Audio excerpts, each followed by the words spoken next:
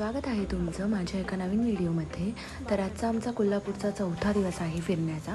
तर कोल्हापूरची जी main spot आहेत जे की बघण्यासारखी अशी ठिकाणं आहेत तर ती आम्ही कव्हर करतोय। तर कन्हेरी मठ स्टार्टपासून शेवटपर्यंत बघण्यासाठी प्रॉपर 3 ते 3.5 तास लागतात। जर तुम्ही जास्त बारकाईने बघितलं तर 4 ताससुद्धा लागतात। आणि त्याच्यानंतर तो बघून झाल्याच्या नंतर आम्ही निघालो आहोत संत बाळूमामांच्या मंदिराकडे, जे की महाराष्ट्रातले एक प्रसिद्ध संत होते। त्यांचा जन्म 1892 मध्ये झाला आणि तो जन्म बेळगाव जिल्ह्यातील चिक्कोडी तालुक्यातील अक्कोळ या गावी झाला। ते जरी धनगर समाजामध्ये जन्मलेले असले ना तरी पण ते सर्व जाती धर्मांमध्ये पूजले जातात।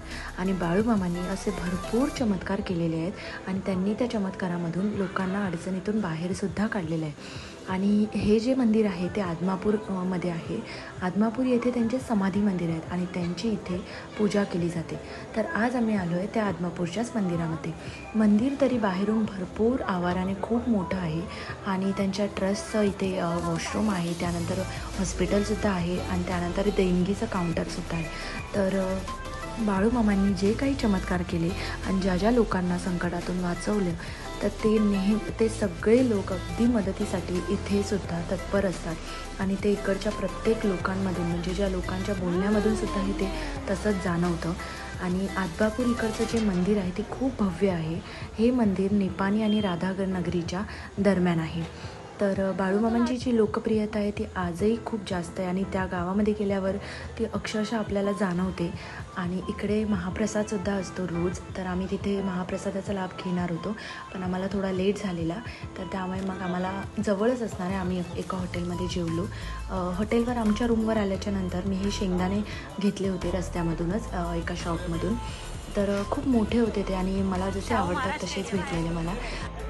तर बाळूमामांच्या समाधी मंदिराचं छानपैकी दर्शन झालं आणि जेवून झाल्याच्या नंतर मिहिराला बाईकवरच आम्ही थोडंफार झोपवलं आणि कारण डिस्टन्स खूप जास्त होतं तर आम्ही निघालो होतो शाहू महाराज पॅलेसकडे। तर संध्याकाळच्या आत आम्हाला हे सुद्धा बघून घ्यायचं होतं कारण इकडे आतमध्ये व्हिडिओ शूटिंगला अलाउड नाही आहे हे मला ऑलरेडी माहिती होतं, कारण मी भरपूर वेळा म्हणजे 2दा की 3दा मी कोल्हापूरला येऊन गेले पण त्यावेळी माझं यूट्यूबचं चॅनल नव्हतं तर त्यामुळे मी व्लॉगिंग नव्हती केलेली। तर आम्ही पोचलो आहोत आता शाहू महाराजांच्या पॅलेसच्या इथे। तिकडे एंट्रीलाच तुम्हाला एंट्री चार्जेस पे करावे लागतात, तिकीट काढावी लागते आणि त्यानंतर तुम्ही आतमध्ये तुमचं प्रायव्हेट व्हेकलसुद्धा घेऊन जाऊ शकता कारण पुढे पार्किंगला जागा आहे। इथे एंट्री चार्जेस तुम्हाला 40 रुपये आहेत ॲडल्टसाठी। तर आणि इथे स्टार्टलाच असे खूप सारे हरिण होते आणि हे मला माहिती होतं त्यामुळे मी मिहिराला मुद्दामून इथे दाखवायला आणलं। मी ज्यावेळी आलेली तेव्हा इथे खूप कमी होते पण ह्यावेळी जेव्हा आम्ही आलो तेव्हा भरपूर जास्त होते, त्यामुळे खूप छान मिहिराला खूप छान आवडलं तिकडे आणि तिथे आम्ही छान छान फोटोसुद्धा क्लिक केले।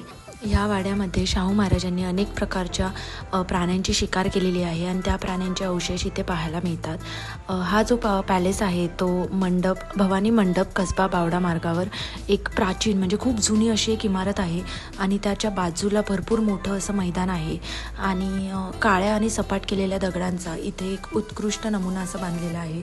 इकडे आतमध्ये व्हिडिओ शूटिंगला अलाउड नाही आहे किंवा व्लॉगिंगला सुद्धा अलाउड नाही आहे। या पॅलेसच्या आतल्या बाजूला छत्रपती शाहू महाराजांचं मोठं वस्तू संग्रहालय आहे आणि ते बघता बघता असं आपल्याला वाटतं की अरे खरंच एवढं म्हणजे त्या काळी होतं, अगदी टापटीप असं होतं।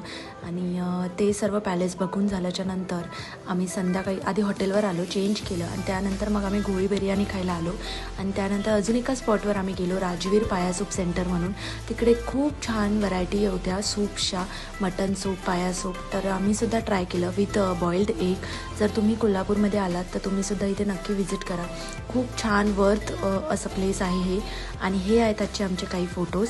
उद्या आम्ही कुठे फिरणार आहोत याचा व्हिडिओ मी उद्या पोस्ट करेन, तोपर्यंत चॅनलला सबस्क्राईब करा आणि व्हिडिओ लाईक करा। Bye bye.